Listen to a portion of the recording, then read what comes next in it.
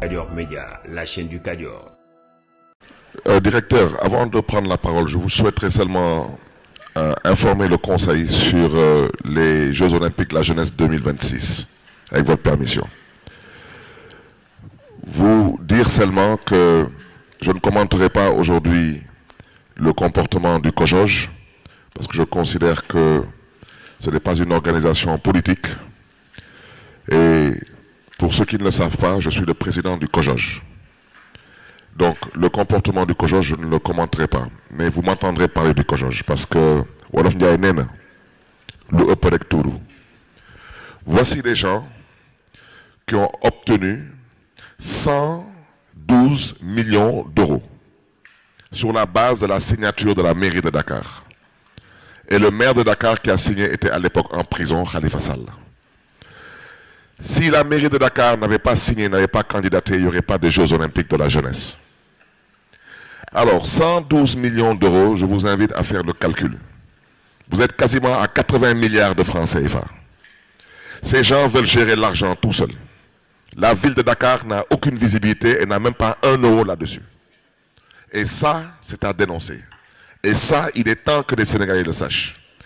Quand une ville candidate pour accueillir des Jeux Olympiques, la première raison qui motive une ville pour candidater, c'est d'abord l'héritage de ces Jeux.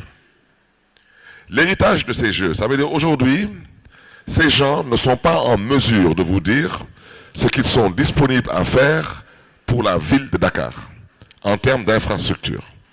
Tous les projets qu'on leur a donnés, ils l'ont rejeté. Ils travaillent tout seuls, ils ne respectent personne. Et ça, j'ai eu à mettre les formes par rapport à ma relation avec le président Diagne Ndiaye. Mais ça, c'est terminé. Et lundi, je communiquerai sur ce scandale qui se passe au COJOJ. Une petite brochette de personnes ne peuvent pas garder par devers eux quasiment 80 milliards au nom d'une ville qui a candidaté et ne sont même pas en mesure de vous dire voici des terrains synthétiques qu'on peut aménager dans vos quartiers, voici des bandes de terre qu'on peut aménager, transformer en parcours sportif. On leur a donné 3 projets. On leur a donné la corniche des HLM. On leur a donné un projet étudié, ficelé et chiffré. On leur a donné le boulevard de la Gueule Tapée, qui quitte de la place de l'Obélisque et qui va jusqu'à Abbas Ndao. On leur a donné la VDN 3, l'extension, après le cimetière de Yoff. Vous voyez sur la gauche en partant vers Tiawanpel, toute cette corniche, on leur a donné ça parce qu'on considère aujourd'hui qu'à Dakar, il n'y a qu'une seule corniche qui est aménagée, c'est celle que nous connaissons tous. Et aujourd'hui, vous voyez tous qu'avec l'extension de la VDN 3, vous voyez tout l'engouement qu'on voit surtout le matin et le soir par rapport aux jeunes et à toutes les couches qui viennent là-bas pour se promener ou bien pour faire du sport. Alors, imaginez-vous, des gens ont 80 milliards. Vous leur donnez que 3 projets, ils vous disent qu'ils ne peuvent financer aucun projet. Où se trouve l'héritage de la ville de Dakar? À Paris, l'héritage de la ville de Paris aujourd'hui, ce sont des lignes de métro supplémentaires, des lignes de tramway supplémentaires. Tout le village artisanal à Paris a été transformé aujourd'hui en logements sociaux.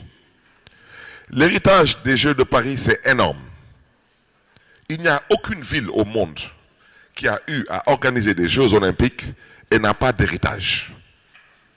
Aujourd'hui, prendre Ibamar, le réfectionner, ce n'est pas un héritage. Ibamar, c'est de l'existentiel. Aujourd'hui, partir à la piscine olympique et faire des investissements, ce n'est pas un héritage. C'est de l'existentiel. Voici des gens qui ont 80 milliards et qui pensent qu'ils l'ont eu au nom de la ville, avec le label de la ville, et ils disent que la ville n'a pas le droit, 1, de donner son mot, 2, de prétendre à un héritage, et ça sera dénoncé. Alors, au lieu de venir parler de choses qui les concernent, Cadior Média, la chaîne du Cadior.